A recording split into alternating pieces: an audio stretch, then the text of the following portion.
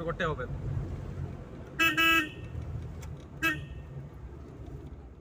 ಅಲಂಕಾರಕ್ಕೆ ಹೂ ಹಾಕ್ಸ್ಕೊಳ್ತಾರೆ.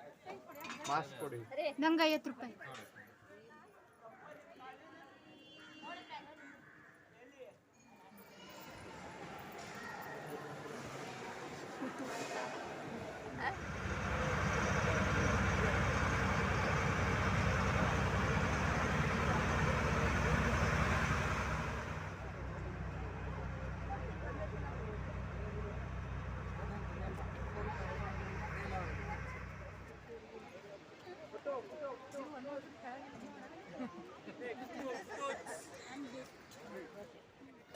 ನನ್ನ ಎಲ್ಲ ಸ್ನೇಹಿತರಿಗೂ ಹ್ಯಾಪಿ 15 ಡೇಸ್ ಟ್ರಾವೆಲ್ ಕಡೆಯಿಂದ ನಿಮಗೆ ನಮಸ್ಕಾರಗಳು.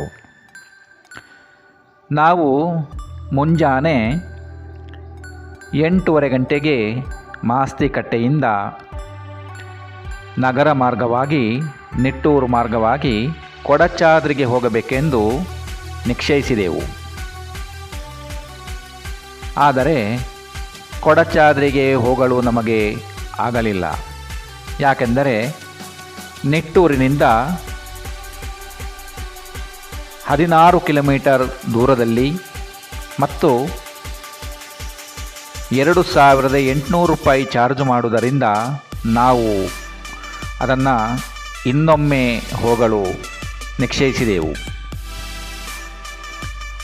ನಂತರದಲ್ಲಿ ಸಿಗಂದೂರು ಶ್ರೀ ಚೌಡಮ್ಮ ದೇವಾಲಯಕ್ಕೆ ಹೋಗಲು ನಿರ್ಧಾರ ಮಾಡಿಕೊಂಡು ನಾವು ಮುಂದೆ ಪ್ರಯಾಣ ಮಾಡಿದೆವು.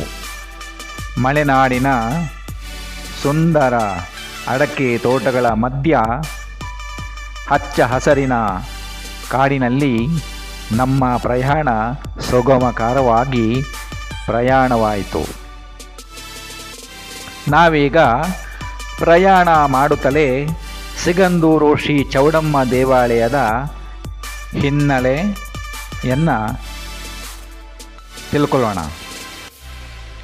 ಸಿಗಂದೂರು ಶ್ರೀ ಚೌಡಮ್ಮ ದೇವಾಲಯದ ಪೂಜಾ ಸಮಯ ಬೆಳಗ್ಗೆ 3:30ರಿಂದ 7 ತನಕ, ಬೆಳಗ್ಗೆ 8ರಿಂದ 2:30 ತನಕ, ಸಂಜೆ 5:30ರಿಂದ 7:30 ತನಕ. ಅಮಾವಾಸ್ಯೆ ಮತ್ತು ಹುಣ್ಣಿಮೆ ದಿನಗಳಂದು ಪೂಜೆ ಸಮಯ ಬೆಳಗ್ಗೆ 3ರಿಂದ 5 ತನಕ, ಬೆಳಗ್ಗೆ 7:30ರಿಂದ 2:30 ತನಕ. ಸಂಜೆ ಯಾವುದೇ ಪೂಜೆಗಳು ಇರುವುದಿಲ್ಲ. ಸಿಗಂದೂರು ಶ್ರೀ ಚೌಡಮ್ಮ ದೇವಾಲಯದ ಪ್ರತಿ ವರ್ಷ ಜಾತ್ರೆ ಮಕರ ಸಂಕ್ರಾಂತಿಯಂದು ಸಿಗಂದೂರು ಜಾತ್ರೆ ನಡೆಯುತ್ತದೆ. ಈ ಜಾತ್ರೆಗೆ ಕರ್ನಾಟಕದ ಮೂಲೆ ಮೂಲೆಗಳಿಂದ ಭಕ್ತಾಭಿಮಾನಿಗಳು ಆಗಮಿಸಿ ಜಾತ್ರೆಯಲ್ಲಿ ಭಕ್ತಾಭಿಮಾನಿಗಳು ಭಕ್ತಿಯಿಂದ ಪಾಲ್ಗೊಳ್ಳುತ್ತಾರೆ. ಶ್ರೀ ಸಿಗಂದೂರು ಚೌಡಮ್ಮ ದೇವಿಯ ಸನ್ನಿಧಿಯಲ್ಲಿ ನಿತ್ಯ ಸೇವಾ ವಿವರ: ಅಭಿಷೇಕ, ಪಂಚಾಮೃತ ಪೂಜೆ, ಮಹಾಭಿಷೇಕ, ಅಲಂಕಾರ ಪೂಜೆ ವಿವಿಧ ಹೂಗಳಿಂದ, ಮಹಾಪೂಜೆ, ಅಭಿಷೇಕದಿಂದ ಮಂಗಳಾರತಿವರೆಗೆ, ಚಂಡೀ ಪಾರಾಯಣ, ಶ್ರೀ ಸೂಕ್ತ ಪಾರಾಯಣ, ಶ್ರೀದೇವಿ ಸೂಕ್ತ ಪಾರಾಯಣ, ಇಷ್ಟಾರ್ಥ ಬಗ್ಗೆ ಪ್ರಾರ್ಥನೆ, ಹರಿಕೆ ಪೂಜೆ, ಅಮಾವಾಸ್ಯೆ ಪೂಜೆ ವಿಶೇಷ, ಚಂಡೀ ಹೋಮ, ಮಂಗಳಾರತಿ, ಅಷ್ಟೋತ್ತರ ಕುಂಕುಮಾರ್ಚನೆ, ಸಹಸ್ರನಾಮ ಕುಂಕುಮಾರ್ಚನೆ, ಹಣ್ಣು ಕಾಯಿ ಲಡ್ಡು ಪ್ರಸಾದ ಸೇವೆಗಳು ನಡೆಯುತ್ತದೆ. ಶ್ರೀ ಭಗವಾನ್ ಶ್ರೀ ಶ್ರೀಧರರು ಮಾತೆಯ ಸನ್ನಿಧಿಯಲ್ಲಿ ನುಡಿದದ್ದು: ದೇವಿ ಎಂದರೆ ಅನೇಕರಿಗೆ ಸ್ತ್ರೀ ಎಂದು ಭಾಸವಾಗುತ್ತದೆ. ಆದರೆ ಬ್ರಹ್ಮ ಸ್ವರೂಪವೆಂದು ದೇವಿಯ ಉಪಾಸನೆ ಮಾಡಿದರೆ ಮುಕ್ತಿಯು ದೊರೆಯುತ್ತದೆ. ದೇವಿ ಸರ್ವರ ಆತ್ಮರೂಪ ಇರುವಳು, ಸಚ್ಚಿದಾನಂದಾತ್ಮಕಳಿರುವಳು. ಅವಳಿಗೆ ಸ್ತ್ರೀ ಅನ್ನುವುದೆಂದರೆ ತಮ್ಮ ಭಾವನೆಯಿಂದ ತಮ್ಮನ್ನೇ ಬಂಧ ಮಾಡಿಕೊಂಡಂತೆ ಆಗುತ್ತದೆ. ದೇವಿಯ ಸನ್ನಿಧಿಯಲ್ಲಿ ಪ್ರಾರ್ಥನೆ: ಆನಂದಮಯಿಯಾದ ಶಾರದಾ ದೇವಿ, ಹೇ ಜಗನ್ಮಾತೆ, ನೀನು ನನಗೆ ಪ್ರತ್ಯಕ್ಷವಾಗಬೇಕು. ನನಗೆ ಜ್ಞಾನವಿಲ್ಲ, ಭಕ್ತಿ ಇಲ್ಲ, ಪುಣ್ಯ ಫಲಗಳಲ್ಲಿ ನನಗೆ ಏನೂ ಗೊತ್ತಿಲ್ಲ. ಹೇ ಅನಂತ ಕರುಣಾಮಯಿ ಸಿಂಧು ನಿನ್ನ ದಿವ್ಯ ದರ್ಶನವನ್ನು ನನಗೆ ದಯಪಾಲಿಸಬೇಕು. ಜಗನ್ಮಾತೆಯನ್ನು ನೋಡದ ಕಣ್ಣು ಬಾಳು ಇದ್ದು ಏನು ಪೂಜಿಸದ ಕೈಗಳು ಏಕೆ, ದಿವ್ಯವಾಣಿ ಕೇಳದ ಕಿವಿ ಏಕೆ, ನಿನ್ನ ನಾಮ ಸ್ಮರಣೆ ಮಾಡದ ಬಾಯಿ ಏಕೆ, ನಿನ್ನ ಪಾದಾರ್ಪಿತ ಹೂ ತುಳಸಿ ಗಂಧ ಸುವಾಸಿಸದ ಮೂಗು ಏಕೆ. ನನಗೆ ಜನರಿಂದ ಕೀರ್ತಿ ಬೇಡ, ನನಗೆ ದೇಹದ ಶುಕಲಾಭಿಷೇಷ ಬೇಡ. ಹೇ ತಾಯಿ, ನಾನು ನಿನ್ನ ದಿವ್ಯ ಪಾದಾರವಿಂದದಲ್ಲಿ ನಾನು ಶರಣಾಗಲಿಲ್ಲವೇ? ನಿನ್ನನ್ನಲ್ಲದೆ ಮತ್ತಾರು ಗತಿ. ಮನುಷ್ಯ ಜನ್ಮ ಸಾರ್ಥಕತೆಗೊಳಿಸಲು ದರ್ಶನ ಭಾಗ್ಯ ಕರುಣಿಸಿ ಮುಕ್ತಿ ಕೊಡು ತಾಯಿ. ವರವನ್ನು ಕರುಣಿಸುವ ದೇವಿಯೇ ತೃಪ್ತಲಾದರೆ ಮಾನವನ ಬಂಧನಗಳನ್ನು ತೊಡೆದು ಹಾಕುವಳು ಎಂಬುದನ್ನು ದೇವಿ ಮಹಾತ್ಮೆಯಲ್ಲಿ ಕೇಳಲಿಲ್ಲವೇ? ಜಗನ್ಮಯಿ ಸಾಧಕನ ಮೇಲೆ ಕೃಪಾ ತೋರಿಸಿದೊಡನೆಯೇ ಅವನಿಗೆ ದೇವರ ದರ್ಶನ ಲಭಿಸಿ ಎಲ್ಲ ಕಷ್ಟಗಳಿಂದಲೂ ಪಾರಾಗುವನು. ಜ್ಞಾನ ಭಕ್ತಿಯನ್ನು ದಯಪಾಲಿಸಲೆಂದು ಆಕೆಯನ್ನು ಅನುದಿನವೂ ಪ್ರಾರ್ಥಿಸುವುದು ಮತ್ತು ಭಕ್ತಿಯ ಸಾರ. ನಂಬಿ ನಿಮ್ಮ ಪ್ರಾರ್ಥನೆ ನಿಜವಾಗಿಯೂ ಹೃತ್ಪೂರ್ವಕವಾಗಿದ್ದರೆ, ಅದಕ್ಕಾಗಿ ಕಾದು ಕುಳಿತರೆ ಜಗನ್ಮಯು ನಿಮ್ಮ ಬಯಕೆಯನ್ನು ಈಡೇರಿಸುವಳು. ಇದು ಸತ್ಯ. ಶ್ರೀ ಚೌಡೇಶ್ವರಿ ಅಮ್ಮ ಸಿಗಂದೂರು. ಯಾ ದೇವಿ ಸರ್ವಭೂತೇಷು ಶಕ್ತಿರೂಪೇಣ ಸಂಸ್ಥಿತಾ ನಮಸ್ಮೈ ನಮಸ್ಮೈ ನಮಸ್ಮೈ ನಮೋ ನಮಃ. ಜಗತ್ತಿನಲ್ಲಿ ಭಗವತಿಯ ಕೃಪೆಯಿಲ್ಲದಿದ್ದರೆ ಜೀವನವು ದುಸ್ಸಾಧ್ಯ. ನಾನಾ ರೂಪಗಳಿಂದ, ನಾನಾ ಗುಣಗಳಿಂದ, ನಾನಾ ಶಕ್ತಿಗಳಿಂದ ಈ ಜಗದಲ್ಲಿ ತುಂಬಿಕೊಂಡು ಮಾಯೆಯಿಂದ ಈ ಜಗವನ್ನು ತುಂಬಿ ಲೀಲಾ ಮಾಯಳಾಗಿ ವಿವರಿಸುತ್ತಾಳೆ. ಈ ಜಗತ್ತಿನಲ್ಲಿರುವ ವ್ಯಕ್ತಿಗಳಿಗೆ ಶಕ್ತಿಹೀನ ಎನ್ನುತ್ತೇವೆ, ರುದ್ರಹೀನವೆನ್ನುವುದಿಲ್ಲ, ಶ್ರೀಹೀನ ಎನ್ನುತ್ತೇವೆ, ವಿಷ್ಣುಹೀನೇನು ಎನ್ನುವುದಿಲ್ಲ. ಅದರಂತೆ ಬುದ್ಧಿಹೀನ, ಶ್ರದ್ಧಾಹೀನ, ಶ್ರುತಿಹೀನ, ಧೃತಹೀನ, ಲಜ್ಜಾಹೀನ, ಕಾಂತಿಹೀನ, ಶಾಂತಿಹೀನ ಎಂದು ಮುಂತಾಗಿ ಸಂಭವಿಸುತ್ತೇವೆ. ಇದೆಲ್ಲ ಭಗವತಿಯ ಆಯಾ ಅಂಶಗಳು ಆಯಾ ವ್ಯಕ್ತಿಗಳಲ್ಲಿ ಹೀನವಾಗಿರುವುದೇ ಕಾರಣ. ಅದರಿಂದಲೇ ಭಗವತಿಯು ಸ್ವತಃ ಈ ರೀತಿ ಹೇಳುತ್ತಾಳೆ: ಬುದ್ಧಿ ಶ್ರೀ, ಧೃತಿ, ಕೀರ್ತಿ, ಸ್ಕೃತಿ, ಶ್ರದ್ಧಾ, ಮೇಧ, ದಯ, ಲಜ್ಜಾ, ಕ್ಷುಧ, ತೃಷ್ಣ, ಕ್ಷಮ, ಕಾಂತಿ, ಶಾಂತಿ, ವಿಪಸ, ನಿದ್ರ, ತಂದ್ರ, ಜರ, ಅಜರ, ವಿದ್ಯಾ, ಶ್ರೇಹಿ, ವಾಂಚೆ, ಶಕ್ತಿ, ಅಸಕ್ತಿ, ನೇಣ, ಮಜ್ಜ, ತ್ವಚೆ, ದೃಷ್ಟಿ, ಮಿಥ್ಯೆ ಮತ್ತು ಸತ್ಯ, ಪಾರ, ಮಧ್ಯಮ ಮತ್ತು ಪಶ್ಯಂತಿ ಮುಂತಾದ ವಾಣಿ ಅನೇಕ ಪ್ರಕಾರವಾದ ನಾಡಿಗಳು ಎಲ್ಲವೂ ನಾನೇ ಆಗಿರುತ್ತೇನೆ. ನಾನು ಯಾವುದೂ ಇಲ್ಲ. ಮನು ದೇವತಾ, ಮನುಪುತ್ರ, ಇಂದ್ರ, ಸಪ್ತರ್ಷಿ, ಭಗವಂತನ ಈ 6 ವಿಶೇಷಗಳಿಂದ ಕೂಡಿದ ಮನ್ವಂತರದಲ್ಲಿ ನನ್ನ ಹೊರತು ಏನೂ ಇರುವುದಿಲ್ಲ. ಸಕಲವು ನಾನೇ ಎಂದು ಅಂದಾಗ ಯಾ ದೇವಿ ಒಂದೇ, ನಾಮ ಮಾತ್ರ ಹಲವು.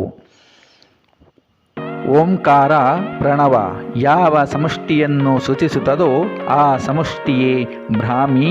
ಬ್ರಾಹ್ಮಿ ಶಕ್ತಿಯಿಂದ ವಿಶ್ವ ಹೊರಹೊಮ್ಮಿದರೆ ವೈಷ್ಣವಿ ಶಕ್ತಿ.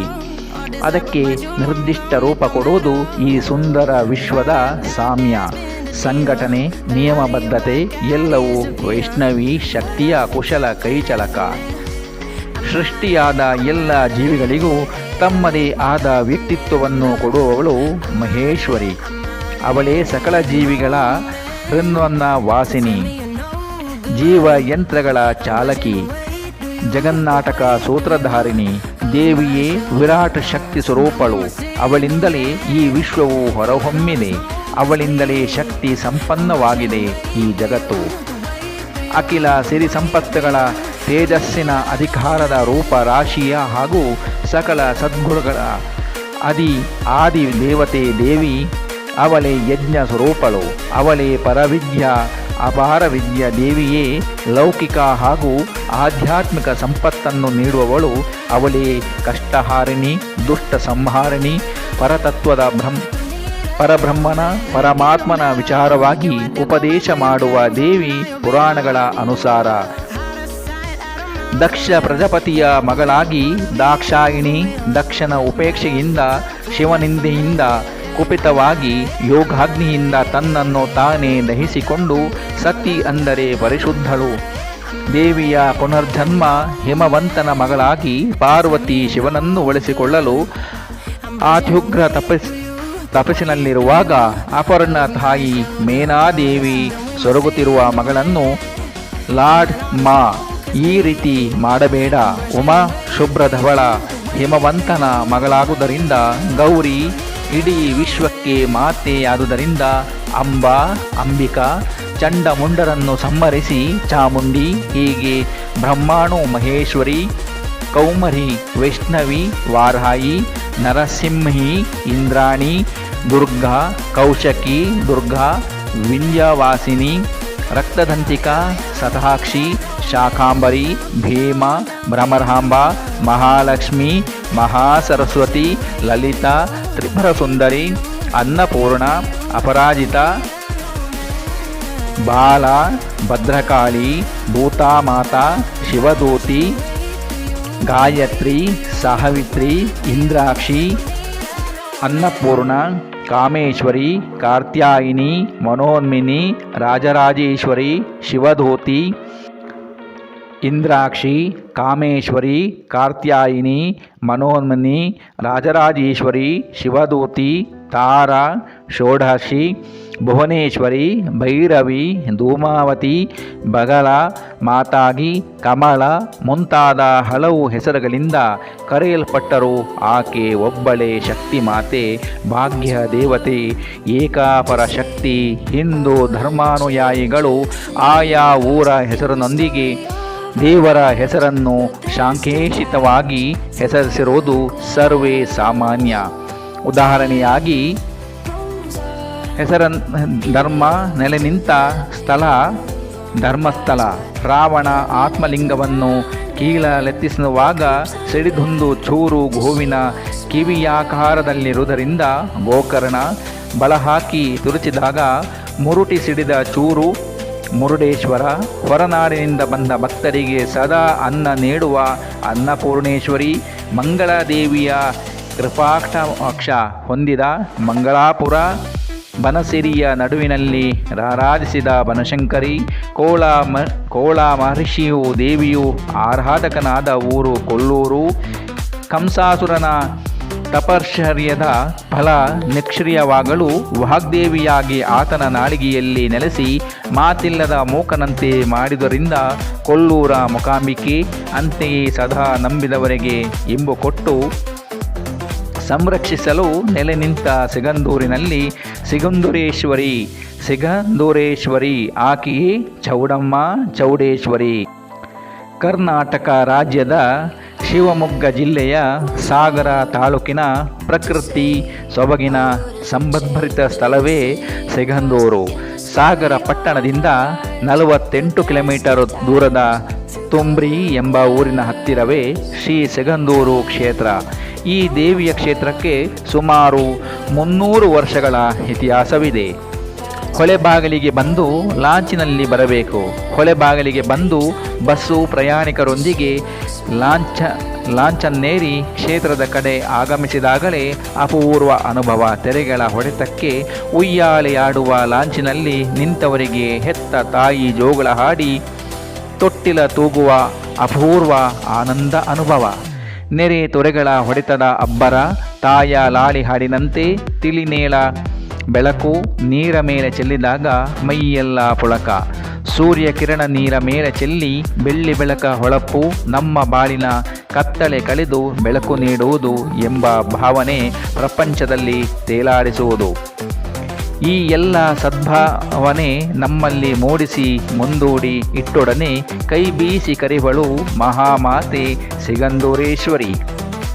ಬಾಕಂದ ನಿನ್ನ ಕಷ್ಟ ಸಂಕೋಲೆಗಳನ್ನೆಲ್ಲ ದೂರಾದವು. ನನ್ನ ಕರುಣೆಯ ಕೃಪೆಯೆಂಬ ಕೃಪಾಶೀರ್ವಾದದಿಂದ ಸುತ್ತಲೂ ಕಾಡು ಮೇಡುಗಳಿಂದ ಆವೃತ್ತವಾಗಿರುವ ಸಿಗಂದೂರು ಸಣ್ಣ ಊರು. ಯಾವ ಗಲಾಟೆ ಗದ್ದಲವಿಲ್ಲದ ಪ್ರಶಾಂತ ಊರು, ನೆಮ್ಮದಿಗೆ ಮುದ ನೀಡುವ ಸೊಬಗಿನ ಪ್ರಕೃತಿ ತವರೂರು. ಕಾಲಾಟ, ಮೇಲಾಟ, ಕೂಗಾಟ, ತಿಕ್ಕಾಟಗಳ ತಬ್ಬಿಬ್ಬಿನ ತೋಲಾಟವಿಲ್ಲದ ಪ್ರಸನ್ನ ವದನದ ತಾಯಿ ಸಿಗಂದೂರೇಶ್ವರಿ. ಗಿಡ ಮರ ಬಳ್ಳಿ ತರುಳತೆಗಳು ಫಲ ಪುಷ್ಪಭರಿತವಾಗಿ ಅಲ್ಲಲ್ಲಿ ಕಾಣುವ ವನಾಂಗಣ. ನಾಲ್ಕು ದಿಕ್ಕಿನಿಂದ ಅಮ್ಮ ಎಂದು ಕರೆದೊಡನೆ ಮಾರ್ದನೆಗೊಳ್ಳುವ ಸ್ಥಳ ಸಿಗಂದೂರು. ಸಿಗಂದೂರೇಶ್ವರಿಯ ಪ್ರಭಾವಿತ ಪುಣ್ಯಕ್ಷೇತ್ರ. ಅದೊಂದು ದಿನ ಸೀಗೆ ಕಣುವೆಯ ಪುಣ್ಯ ವಿಶೇಷವಿರಬೇಕು. ಸಮಾಜದ ನಾಯಕರಾಗಿದ್ದ ಸೇಸಪ್ಪನವರು ಸಂಗಡಿಗರೊಂದಿಗೆ ಬೇಟೆಯಾಡಲೆಂದು ಸೀಗೆ ಕಣಿವೆಯ ಅರಣ್ಯ ಕಡೆಗೆ ಉತ್ಸುಕರಾಗಿ ಹೊರಟರು. ಬೆಳೆದು ನಿಂತ ಮರ ಬಳ್ಳಿ ಪೊದೆಗಳಿಂದ ಕೊರತೆಯಿಲ್ಲದ ಕಾಡದು. ಹುಲಿ, ಚಿರತೆ, ಕೋಣ, ಜಿಂಕೆಗಳು ಸ್ವಚ್ಛಂದವಾಗಿ ವಿಹರಿಸುತ್ತಿದ್ದವು. ಒಂದು ರೀತಿಯಲ್ಲಿ ಭೀತಿ, ಒಂದು ರೀತಿಯಲ್ಲಿ ಮುದ ಕೊಡುವ ದಟ್ಟಾರಣ್ಯ. ಸೇಸಪ್ಪನವರು ಸಂಗಡಿಗರು ಮುಂದುವರಿಯುತ್ತಿದ್ದರು. ಬೇಟೆಯನ್ನು ಆರಿಸುತ್ತಾ ಮುಂದೆ ಮುಂದೆ ಸೇಸಪ್ಪ ಸಂಗಡಿಗರು. ಇದ್ದಕ್ಕಿದ್ದಂಗೆ ಸೇಸಪ್ಪನವರಿಗೂ ಸಂಗಡಿಗರು ಅಂತರ ಹೆಚ್ಚಾಯಿತು. ಮುಂದುವರಿಯುತ್ತಲೇ ಇದ್ದಾರೆ. ಯಾವುದೊಂದು ಕಲ್ಪನೆ ಇಲ್ಲದೆ ಇದ್ದಕ್ಕಿದ್ದಂತೆ ಹಿಂದಿರುಗಿ ನೋಡಿದರೂ ಸಂಗಡಿಗರು ಯಾರೂ ಕಾಣಿಸಲಿಲ್ಲ. ಸೇಸಪ್ಪನವರಿಗೆ ಯಾವತ್ತೂ ಹೀಗಾಗಿರಲಿಲ್ಲ. ಕ್ಷಣಕಾಲ ತಬ್ಬಿಬ್ಬಾದರೂ ಒಂದೆಡೆಯಿಂದ ಹುಲಿಯ ಗರ್ಜನೆ, ದಿಗಿಲು ಹುಟ್ಟಿಸುವ ಹುಳ ಹುಪ್ಪಟೆಗಳ ಕಿರುಶಬ್ದ. ಬೆಳಕು ಮಂದವಾಗ ತೊಡಗಿತು. ಅದೇನೋ ಮಂಪರು, ಏನು ಮಾಡಲು ಹೊಳೆಯದಂತಹ ಆಲಸ್ಯ. ಸೇಸಪ್ಪನವರ ಹೃದಯ ಅಂತರಾಳದಿಂದ ಮಾತೊಂದು ಹೊರಬಂತು. ಅಮ್ಮ, ತಾಯಿ, ನಾವಾರಿಗೂ ನನಗೆ ತಿಳಿದಂತೆ ಅನ್ಯಾಯ ಎಣಿಸಿಲ್ಲ. ನಿನ್ನನ್ನು ಇದುವರೆಗೂ ನಂಬಿ ಬಾಳಿದೆ. ನನ್ನನ್ನು ಕಾಯುವ ಭಾರ ನಿನ್ನದಮ್ಮ, ನಿನ್ನದು. ನಿದ್ರೆ ಯಾವರಿಸಿತು. ನಿದ್ರೆಯಲ್ಲೇ ಕನಸು. ಭೂಮಿ ಬಿರಿವಂತೆ ಗುಡುಗು ಗುಡುಗಿಸಿತು. ಸಿಡಿಲು ಸಿಡಿಯಿತು. ಮಿಂಚು ಮಿಂಚಿತು. ನಿಶಬ್ದ ಗಂಟನಾದ ಮಂಜುಳ ಸಸ್ವರದ ವೇದನಾದದ ಅಂಗಣ ಹಿತವಾಗಿ ವ್ಯಾಪಿಸಿ ಮಧ್ಯದಲ್ಲೊಂದು ಪ್ರಭೆ ಮೂಡಿತು. ಶಂಖ ಚಕ್ರ ಗದಾಧಾರಿಯಾಗಿ ಮಂದಹಾಸ ಬೀರುತ್ತಾ ನಿಂತಿದ್ದಾಳೆ ಆದಿಶಕ್ತಿ ಮಹಾಮಾಯೆ ಲೋಕಮಾತೆ ಸಿಗಂದೂರೇಶ್ವರಿ ರೂಪದಲ್ಲಿ. ಮಗು ಸೇಸಪ್ಪ, ಭಯಪಡೆಯ ಕಂದ. ಭಯ ಏನಿದ್ದರೂ ಎದೆ ಸೇಟಿಸಿ ನಿಲ್ಲುವ ನಾಯಕ ವಂಶ ನನ್ನದು. ಅದರಲ್ಲೂ ಅಭಯ ನೀಡುವ ತಾಯಿ ನೀನು ಕಂದ ಎಂದು ಕರೆದು ಮುಗುಳು ನಗುತ್ತಿರುವಾಗ ನಾನೇಕೆ ಭಯಪಡಲಿ? ಹೇಳು ತಾಯಿ, ನನ್ನಿಂದ ಏನಾಗಬೇಕು? ನಿನ್ನ ಸತ್ಯ ನನಗೆ ಕೊಡು. ನನ್ನಲ್ಲಿರುವ ಸತ್ಯ ನೀನು ತೆಗೆದುಕೋ. ನಾನು ವಿದ್ಯಾವಂತನಲ್ಲ ತಾಯಿ. ನಿನ್ನ ನಿಗೂಢ ಮಾತುಗಳು ನನಗರ್ಥವಾಗುತ್ತಿಲ್ಲ. ನಾನಿಲ್ಲಿ ನೆಲೆಸಿ ಧರ್ಮೋದ್ಧಾರ ಭಕ್ತ ಪರಿಪಾಲನೆ ಮಾಡಬೇಕೆಂದು ನಿಶ್ಚಯಿಸಿದ್ದೇನೆ. ಆದರೆ ನೆಲೆ ನಿಲ್ಲಲು ನನಗೊಂದು ಗುಡಿಯಿಲ್ಲ. ಮಳೆ ಬಿಸಿಲು ಗಾಳಿಗೆ ನಿಂತರೆ ನಿನಗೆ ಸಮಾಧಾನವೇ ಮಗು? ಅಮ್ಮ ಎಂದು ಆಗ ನೀನು ನನ್ನನ್ನು ಕರೆದೆಚ್ಚರಿಸಿದೆ. ನಾನೀ ರೀತಿ ಇದ್ದರೆ ಅದು ನಿನಗೆ ಸಹ್ಯವೇ ಮಗು? ತಾಯಿ, ನೀನು ಲೋಕಮಾತೆ, ನಾನು ಸಾಮಾನ್ಯ. ನನ್ನಂಥ ಪಾಮಾರ ನಿನಗೆ ಗುಡಿ ಕಟ್ಟಿಸಿ ಕೊಟ್ಟು ನಿಲ್ಲಿಸುವಷ್ಟು ಸಮರ್ಥನೆ? ನೀನಂತೂ ಸರ್ವರಿಂದ ಪೂಜೆಗೊಳಿಸುವ ಮಹೇಶ್ವರಿ. ಸೇಸಪ್ಪ, ಸಮಾಜದಲ್ಲಿ ಎರಡು ರೀತಿಯ ಜನರಿದ್ದಾರೆ. ನಿಷ್ಕಾಮಕರ್ಮಿ, ನಿಷ್ಕರ್ಮಿಕಾಮಿ ಎಂದು. ನೀನು ಯಾವ ಪ್ರತಿಫಲಾಪೇಕ್ಷೆ ಇಲ್ಲದೆ ಕರ್ತವ್ಯದ ಪ್ರಜ್ಞೆ ಇಟ್ಟು ನಡೆಯುವ ನಿಷ್ಕಾಮಕರ್ಮಿ. ಆದುದರಿಂದ ನಿನಗೆ ಹೇಳುತ್ತಿದ್ದೇನೆ ಮಗು, ಶ್ರದ್ಧಾ ಬಲದಿಂದ ಮನುಷ್ಯ ಬೆಟ್ಟವನ್ನು ಅಳುಗಿಸಬಲ್ಲ. ಅಂದರೆ ನಾನು ಲೋಕ ಪಾವನೆಗಾಗಿ ಗುಡಿ ಕಟ್ಟುವ ಸಾಹಸ ಮಾಡಬೇಕು, ನಿತ್ಯ ನಿನ್ನ ಪೂಜೆ ನಡೆಯಬೇಕು ಎಂದಲ್ಲದೆ ನಿನ್ನ ಆಜ್ಞೆ. ಸರಿ, ಆದರೆ ಈ ಮಾತು ಜನನಿತವಾದರೆ ಜನರು ನನಗೆ ಹುಚ್ಚರ ಸಾರಿಗೇರಿಸುತ್ತಾರೆ. ಮೊದಲು ನೀನಿಲ್ಲಿ ನೆಲೆಸಿರುವಿ, ಅದು ಯಾವ ರೂಪಿನಲ್ಲಿ ಎಲ್ಲಿ ಎಂಬುದು ನನಗೆ ಮನವರಿಕೆ ಆಗಬೇಕು. ಆಮೇಲೆ ಮುಂದೆ ನನ್ನ ನಿರ್ಧಾರ. ನಾನಿಲ್ಲಿ ಶೀಲಾರೂಪಿಯಾಗಿ ನೆಲೆಸುತ್ತೇನೆ. ನಂಬಿದವರಿಗೆ ಇಂಬು ಕೊಡುವ ವರದಾಯಿನಿಯಾಗಿ ಅದನ್ನು ಪರೀಕ್ಷಿಸು.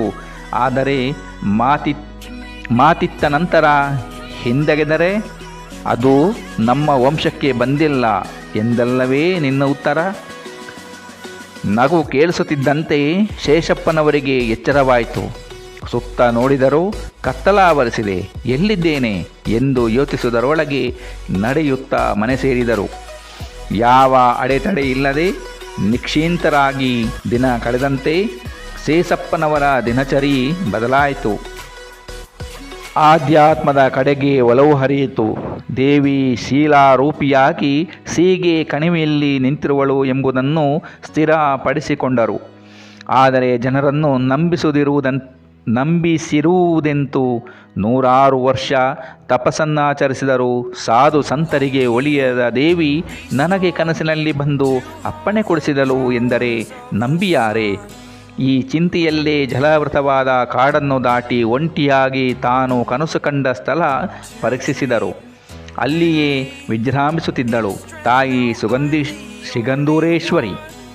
ಬೇಡರ ಕಣ್ಣಪ್ಪ ಪೂಜೆ ಮಾಡಿದಂತೆ ತಾನು ಪೂಜೆ ಮಾಡಿದರು.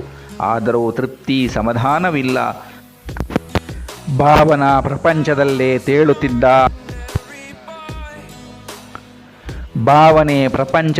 ತೇಳುತ್ತಿದ್ದ ಅವರ ಚಿತ್ತ ಬಿತ್ತಿಗೆ ಹೊಳೆದುದೇ ಆಗಮ ದುಃಖಪಜ್ಜ. ಸಾಧಾರಣ ವ್ಯಕ್ತಿ ಬ್ರಾಹ್ಮಣರಾದರೂ ವೇದ ಶಾಸ್ತ್ರ ಮಂತ್ರ ಓದಿದ್ದವರಲ್ಲ. ಕೇವಲ ಶ್ರದ್ಧಾ ಭಕ್ತಿಯೇ ಅವರ ಉಸಿರು ದುಃಖಪಜ್ಜ. ಮುಖದಲ್ಲಿ ಸದಾ ಹರ್ಷ, ಕಣ್ಣುಗಳಲ್ಲಿ ನಿರ್ಮಲತೆ, ಮನಸ್ಸಿನಲ್ಲಿ ಪ್ರೀತಿ, ಮಾತಿನಲ್ಲಿ ಮಾಧುರ್ಯ. ಇವೇ ಅವರನ್ನು ಎಲ್ಲರೂ ಗೌರವಾದರಗಳಿಂದ ಕಾಣುವಂತೆ ಮಾಡಿತ್ತು. ಶೇಷಪ್ಪನವರು ತಾನು ಕಂಡ ಕನಸಿನ ವಿಚಾರವನ್ನೆಲ್ಲ ಸವಿಸ್ತರವಾಗಿ ನಿವೇದಿಸಿದರು. ದಂಗಾದ ದುಃಖಪಜ್ಜ, ಶೇಷಪ್ಪ, ನೀನು ಭಾಗ್ಯವಂತ ಕಣೋ. ನಿನಗೆ ತಾಯಿ ಕಾಣಿಸಿಕೊಂಡು ನಿನಗೆ ಅಗಾಧ ಕಾರ್ಯಭಾರ ಹೊರಿಸಿರುವಳು ಎಂದ ಮೇಲೆ ನಿನ್ನಲ್ಲಿ ಅದಾವುದೋ ಪೂರ್ವ ಜನ್ಮದ ಸಂಸ್ಕಾರ ಪುಣ್ಯ ವಿಶೇಷವಿರಬೇಕು. ಧನ್ಯ ನಿನ್ನ ಜೀವನ.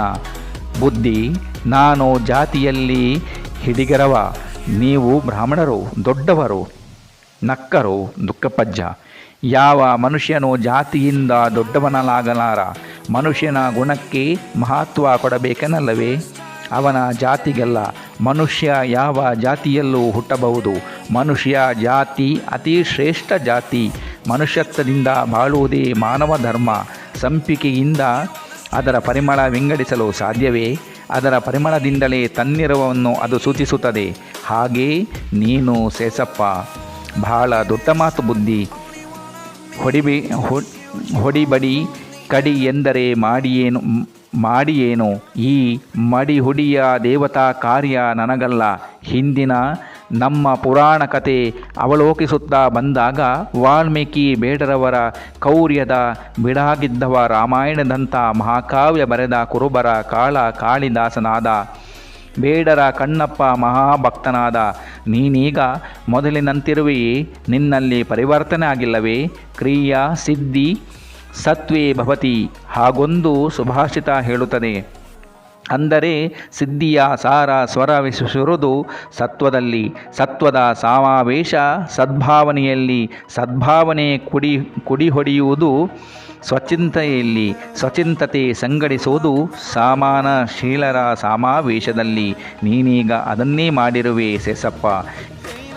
ಯದ್ರಾಶ್ರೇ ಭಾವನಾ ಹುಸ್ಯ ಸಿದ್ಧಿರ್ಭವತಿ ತಾದೃಶ್ರೇ ಎಂದರೆ ಯಾರ ಭಾವನೆಗಳು ಹೇಗಿರುತ್ತವೋ ಅದರಂತೆ ಫಲಗಳು ಎಂದು ತಾತ್ಪರ್ಯ. ಭಾವ ಭೂಮಿಕೆಯಲ್ಲಿ ಜನಗಳಿಗೆ ಒಳ್ಳೆಯದು ಮಾಡಬೇಕು ಎಂದಿದೆಯಲ್ಲ, ಸಾಕು. ಎಲ್ಲ ಒಳ್ಳೆಯದಾಗುತ್ತೆ. ಧೈರ್ಯವಾಗಿ ನಿಶ್ಚಯಿಸಿದ ಸಂಕಲ್ಪದಂತೆ ಮುಂದುವರಿ. ಆ ಮಹಾತಾಯಿ ಬೆಂಗಳವಾಗಿ ನಿಂತು ತನಗೆ ಬೇಕಾದುದನ್ನು ಮಾಡಿಸಿಕೊಡುತ್ತಾಳೆ. ಅದಕ್ಕಾಗಿಯೇ ನಾನು ನಿಮ್ಮಲ್ಲಿಗೆ ಬಂದಿರುವುದು. ನಾವು ದೊಡ್ಡ ಮನಸ್ಸು ಮಾಡಿ ಅಂದರೇನಪ್ಪ, ತಾವು ನನಗೆ ಮಾರ್ಗದರ್ಶಕರಾಗಿರಬೇಕು. ವಿಧಿ ವಿಧಾನಗಳು ನನಗೆ ತಿಳಿಯದ ವಿಚಾರ, ಹೀಗೆ ಮಾಡು ಎಂದು ಅಪ್ಪಣೆ ಕೊಡಿಸಿ ಅದರಂತೆ ಮಾಡುತ್ತೇನೆ. ಬಲು ದೊಡ್ಡ ಜವಾಬ್ದಾರಿ ನನ್ನ ತಲೆ ಮೇಲಿರಿಸಿದ ಶೇಷಪ್ಪ. ದೇವಿ ಕೃಪಾ. ಅಷ್ಟೇ ಅಲ್ಲ, ನೀವೇ ಅರ್ಚಕರಾಗಬೇಕು. ನನಗಾವ ಮಂತ್ರಗಳು ಪಾಠವಾಗಿಲ್ಲ, ಅದನ್ನು ತಿಳಿದೇ ಬಂದೆ ಬುದ್ಧಿ. ನೀವೇ ಅಂದಿರಲ್ಲ, ನಿಜವಾದ ಭಕ್ತಿ ಎಲ್ಲಿದೆಯೋ ಅಲ್ಲಿ ದೈವದ ಸಾಕ್ಷಾತ್ಕಾರ ಅಂತ. ಒಳ್ಳೆ ಅನ್ನಬೇಡಿ. ಶೇಷಪ್ಪ ಕೈ ಮುಗಿದು ನಿಂತರು. ದುಗ್ಗಜ್ಜನವರು ಯಾವ ಮೋಡಿ ಕಟ್ಟಿ ಹಾಕಿತೋ ಏನೋ ಒಪ್ಪಿದರು, ಹೊರಟರು ಅವರೊಂದಿಗೆ. ಸಾಮರ್ಥ್ಯವನ್ನು ನೋಡುವ ನೋಟವನ್ನು ಇರುತ್ತದೆ. ನನ್ನ ಸೇವೆ ಅದೇ ರೀತಿ ಮಾಡಿದೆ. ಆದರೆ ಈಗ ಪರಿಸ್ಥಿತಿ ಸಂದಿಗ್ಧಕ್ಕೆ ಬಂದಿದೆ. ನನ್ನ ಮನೆಯಲ್ಲಿ ಅತಿಥಿ ದೇವೋಭವ ಎಂದು ಸತ್ಕರಿಸಿ ಸಾಂತ್ವನಗೊಳಿಸುವ ನನಗೆ ಕಳ್ಳತನ ಅಪವಾದ ಬಂದಿದೆ. ನಿನ್ನ ಸೇವೆ ನಿಷ್ಕಲ್ಮಶ ಹೃದಯದಿಂದ ಮಾಡುವ ನನಗೆ ಇದು ಕಳೆಯಲಾರದ ಕಳಂಕ. ಪರಿಹರಿಸಮ್ಮ. ಈ ಅಪವಾದ ಎತ್ತಿದರು ಆರತಿ. ಅಷ್ಟರಲ್ಲೇ ಸನಿಹದಲ್ಲೊಂದು ಅರ್ಥನಾದ. ನಾನು ತಪ್ಪು ಮಾಡಿದೆ, ನಂದು ತಪ್ಪಾಯಿತು. ಅರ್ಚಕರ ಮನೆಯಲ್ಲಿ ನಾನು ಕಳವು ಮಾಡಿ ಬಾರದಿತ್ತು. ನನ್ನ ತಪ್ಪನ್ನು ಕ್ಷಮಿಸಿ ಕಾಪಾಡಿ. ದುಗ್ಗಜ್ಜ ಹಿಂತಿರುಗಿ ನೋಡಿದರು. ಕಳ್ಳ ರತ್ನ ಖಚಿತ ಕಿರೀಟದೊಂದಿಗೆ ನಿಂತಿದ್ದಾನೆ. ಬುದ್ಧಿ ನಂದು ತಪ್ಪಾಯಿತು. ಇಂದಿನಿಂದ ಕಳ್ಳತನ ಬಿಟ್ಟೆ. ಈ ತಾಯಿಯ ಸೇವೆ ಕಸ ಗುಡಿಸಿಯಾದರೂ ಮಾಡಿಕೊಂಡಿರುತ್ತೀನಿ. ಕ್ಷಮಿಸಿಬಿಡಿ ನನ್ನ ಬುದ್ಧಿ. ದುಗ್ಗಜ್ಜ ಕ್ಷಮಿಸಿದರು. ಅಪವಾದದಿಂದ ಮುಕ್ತಗೊಳಿಸಿದ ಕಳ್ಳನನ್ನು ಸಾಂತ್ವನಗೊಳಿಸಿ ಪವಿತ್ರನಾಗಿ ಮಾಡಿದರು. ಇಂತಹ ಪವಾಡಗಳು ಸಿಗಂದೂರಿನಲ್ಲಿ ನೂರಾರು. ದುಗ್ಗಜ್ಜ ಶೇಷಪ್ಪನವರ ಕಾಲಾನಂತರ ಶ್ರೀದೇವಿಯ ಮೋಳ ವಿಗ್ರಹ ನೀರಿನಲ್ಲಿ ಮುಳುಗಿರುವುದನ್ನು ನೋಡಿ ದೇವಿಗೆ ನಿತ್ಯ ಪೂಜೆ ಸಲ್ವಂತನಾಗಬೇಕೆಂದು ಯೋಚಿಸಿ ದೇವಸ್ಥಾನವನ್ನು ಈಗಿರುವ ಎತ್ತರದ ಸ್ಥಳಕ್ಕೆ ಶ್ರೇಷ್ಠ ವೈದಿಕ ವೇದೋತ್ಮರದಿಂದ ವಿಧಿವತ್ತಾಗಿ ಪ್ರತಿಷ್ಠಾಪಿಸಲಾಯಿತು. ಅಂದಿನಿಂದ ಇಂದಿನವರೆಗೆ ಸಿಗುಂದರೇಶ್ವರಿ ತನ್ನನ್ನು ನಂಬಿದ ಭಕ್ತರನ್ನು ಕೈಬಿಡದೆ ಕಾಯುತ್ತಾಳೆ ಬಂದಿದ್ದಾಳೆ. ಇದು ನಿತ್ಯ ಸತ್ಯ ಶಕ್ತಿ ಭಕ್ತಿಗಳ ಸಮಾಗಮ ಕೇಂದ್ರ ಸಿಗಂದೂರು. ಅದಕ್ಕೆ ಕಾರಣ ಇಲ್ಲಿ ಶ್ರೀದೇವಿಯ ಪೂಜೆಗೆ ವಿಶೇಷತೆ ಇದೆ. ಅರ್ಚಕಸ್ಯ ಪ್ರಭಾವೇವ ಶೀಲಾಭವತಿ ಶಂಕರ ಎಂಬಂತೆ ಅರ್ಚಕರ ಪೂಜೆ ಪುನಸ್ಕಾರ ಅಚಲ ನಿಷ್ಠೆ ಭಕ್ತಿಗಳಿಂದ ಶಿಲೆಗೂ ಶಕ್ತಿ ಬರುತ್ತದೆ. ಅವು ಶಕ್ತಿಯ ನೆಲೆಯಾಗುತ್ತವೆ. ಅದಕ್ಕೆ ನಿದರ್ಶನ ಶ್ರೀ ಶೇಷಗಿರಿ ಭಟ್ಟರ ಪೂಜೆ ಅರ್ಚನೆ. ನಿತ್ಯ ರೂಪಿಯಾದ ಪರಮಾತ್ಮನನ್ನು ಶಾಸ್ತ್ರಗಳಿಂದ ತೋರಿಸುವೆ ಎನ್ನುವನ ಮೂರ್ಖ ಜಂಬೂ ದ್ವೀಪದ ಇರುವಿಕೆಯನ್ನು ಕರುಡ ದ್ವೀಪದ ಬೆಳಕಿನಲ್ಲಿ ನೋಡಲು ಸಾಧ್ಯವೇ? ತನ್ನೊಳಗೆ ಉದಯಿಸುವ ಅತ್ಯಂತ ವಿರೋಧ ಪರಿಣಾಮವನ್ನು ಸದಮಳ ಭಾವದಿಂದ ಅನುದಿನ ಚಿಂತಿಸಿದರೆ ಸಕಲ ಶಾಸ್ತ್ರ ಪುರಾಣ ವೇದ ಮಂತ್ರ ಬಂದ ಬಿಡುವು ಎಂಬ ನುಡಿಯೊಂದಿದೆ. ಈ ನುಡಿಯೊಂದಿದೆ. ಶ್ರೀ ಶೇಷಗಿರಿ ಭಟ್ಟರು ವೇದಾಧ್ಯಯನ ಮಾಡಿಲ್ಲ, ಶಾಸ್ತ್ರ ಮಂತ್ರಗಳನ್ನು ಕಲಿತಿಲ್ಲ. ಶ್ರದ್ಧಾ ಭಕ್ತಿಯ ಯೋಗಿ ಜೀವನ ಅವರದ್ದು. ಯೋಗಿ ಎನಿಸಲು ಆತನಿಗೆ ದೊರೆತ ವಿವೇಕ ಶಕ್ತಿಯ ಸದುಪಯೋಗ ಸಂಸ್ಕೃತಿ ಅವಶ್ಯ. ಮನುಷ್ಯ ಮಾತ್ರರಿಗಲ್ಲ, ಇತರ ಜಂತುಗಳಿಗೂ ಜೀವ ಸೃಷ್ಟಿಗೆ ಭೋಗ ಜೀವನ. ಸಣ್ಣದೊಂದು ಗುಡಿಯ ನಿರ್ಮಾಣವಾಯಿತು. ಶೇಷಪ್ಪನವರೇ ಧರ್ಮದರ್ಶಿಗಳು. ಕ್ರಮೇಣ ಸಿಗಂದೂರೇಶ್ವರಿ ಖ್ಯಾತಿ ಪರಿಸರತೊಡಗಿತು. ಭಕ್ತಾಭಿಮಾನಿಗಳ ಇಷ್ಟಾರ್ಥಗಳು ನೆರವೇರಿತು. ಫಲಪ್ರದವಾಗುತ್ತಿತ್ತು. ಪೂಜೆ ಸಲ್ಲಿಸುತ್ತಿದ್ದರು. ಕಷ್ಟ ನೋವು ಬೇನೆ ಬೇಸರಗಳಿಂದ ಜನಸಾಮಾನ್ಯ ಭಕ್ತವೃಂದಕ್ಕೆ ಶಂಕ ತೋಡು ದಾಟಲು ಕಟ್ಟುವ ಸೇತುವೆಗೆ ದಾಟುವಾಗ ಬೀಳದಂತೆ ಹಿಡಿಯಾಗುವಂತೆ ದುಗ್ಗಜ್ಜ ಭಕ್ತರ ಹಿಡಿಯಾದರು. ಶೇಷಪ್ಪನವರು ಸೇತುವೆಯಾದರು. ಮಾಳಿಗೆಯ ಮನೆಯಲ್ಲಿ ಒತ್ತಿ ತುಂಬಿಕೊಂಡಂಥ ಕತ್ತಲೆಯನ್ನು ಜನರಿಂದ ಹೊರಕ್ಕೆ ತಳ್ಳಿ ನೂಕಲಿಕ್ಕಾಗದ್ದು. ನೊಂದ ಜನರ ಪಾಲಿಗೆ ದುಗ್ಗಜ್ಜ ಶೇಷಪ್ಪ ನಂದಾದೀಪರಾದರು. ಯೋಗ ಜೀವನದ ಅಂತರಂಗ ಶುದ್ಧಿಯ ಪರಮಾತ್ಮ ಸಂಪರ್ಕ ಸಾಧನೆಯ ಮಹತ್ ಕಾರ್ಯ ಸಿದ್ಧಿಸಿದವರು ಭಾರತದಲ್ಲಿ ಪ್ರಾಚೀನ ಕಾಲದಿಂದಲೂ ಇದ್ದರು. ವಶಿಷ್ಠ, ವಿಶ್ವಾಮಿತ್ರ, ಆತ್ರಿ, ಭಾರದ್ವಾಜ ಮೊದಲಾದವರು ಆಧುನಿಕ ಕಾಲದಲ್ಲಿ ಶಂಕರಾಚಾರ್ಯ, ಮಧ್ವಾಚಾರ್ಯ, ರಾಮಾನುಜಾಚಾರ್ಯ, ಬುದ್ಧ, ಜೀನ, ನಾನಕ, ಪ್ರಭತಿ, ರಾಮಕೃಷ್ಣ, ವಿವೇಕಾನಂದ, ಅರವಿಂದ, ಚಿನ್ಮಯಾನಂದ, ಶ್ರೀಧರ ಸ್ವಾಮಿ ಮೊದಲಾದವರು ಮನುಷ್ಯನ ಆತ್ಮಶಕ್ತಿಯ ಬೆಳವಣಿಗೆಗೆ ಸಹಾಯ ಮಾಡಿ ಕೀರ್ತಿಶಾಲಿಗಳಾದರು. ಈ ಹಿನ್ನೆಲೆಯ ಪರಮೋಚ್ಚ ಸಂಸ್ಕೃತಿಯ ನೋಟ ಸಿಗುವುದು ಶೇಷಗಿರಿ ಭಟ್ಟರ ಪೂಜಾ ವಿಧಿಯಲ್ಲಿ. ಭಕ್ತಾದಿಗಳು ತಮ್ಮ ಕಷ್ಟಗಳನ್ನು ಅರ್ಚಕರಲ್ಲಿ ಆರಹುತ್ತಾರೆ.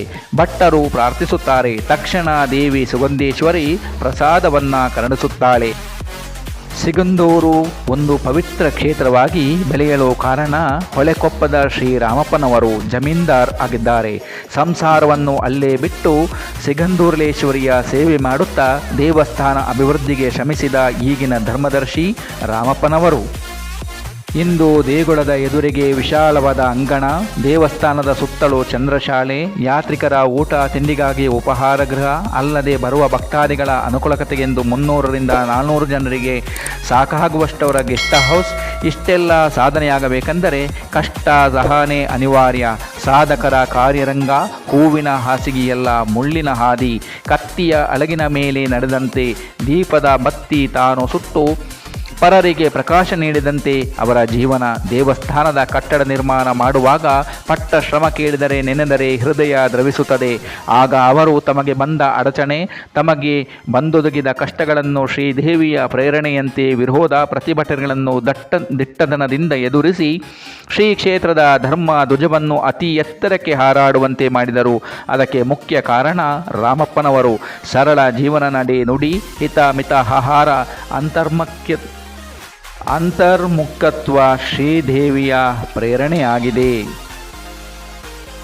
ಸ್ನೇಹಿತರೆ, ಸಿಗಂದೂರು ಕ್ಷೇತ್ರದ ಹಿನ್ನೆಲೆಯನ್ನು ಕೇಳಿದವರಿಗೆ ಹಾಗೂ ಎಲ್ಲರಿಗೂ ನಿಮಗೆ ದೇವರ ಅನುಗ್ರಹವಿರಲಿ ಎನ್ನುತ್ತಾ ಈ ಕಥೆಯ ಸಂಪೂರ್ಣವನ್ನು ನೀವು ಓದಲು ಶ್ರೀ ಕ್ಷೇತ್ರ ಸಿಗಂದೂರು ಪುಸ್ತಕವನ್ನು ಖರೀದಿ ಮಾಡಬೇಕಾಗುತ್ತದೆ. ಇದು ಕ್ಷೇತ್ರದ ಕೌಂಟರ್ನಲ್ಲೇ ನಿಮಗೆ ಸಿಗುತ್ತದೆ. ಎಲ್ಲರಿಗೂ ಧನ್ಯವಾದಗಳು. ಸಿಗಂದೂರು ಚೌಡೇಶ್ವರ ದೇವಸ್ಥಾನ ದರ್ಶನ ಎಲ್ಲ ಮಾಡಿಕೊಂಡು ಊಟ ಎಲ್ಲ ಮಾಡಿಕೊಂಡು ನಾವು ಈಗ ಜೋಗಕ್ಕೆ ಹೊರಟಿದ್ದೀವಿ. ಇಲ್ಲಿಂದ ಈಗ ಜೋಗಕ್ಕೆ ಪ್ರಯಾಣ ಮಾಡೋಣ. ಜೋಗ ಹೇಗಿದೆ ಅಂತೇಳಿ ನೋಡೋಣ.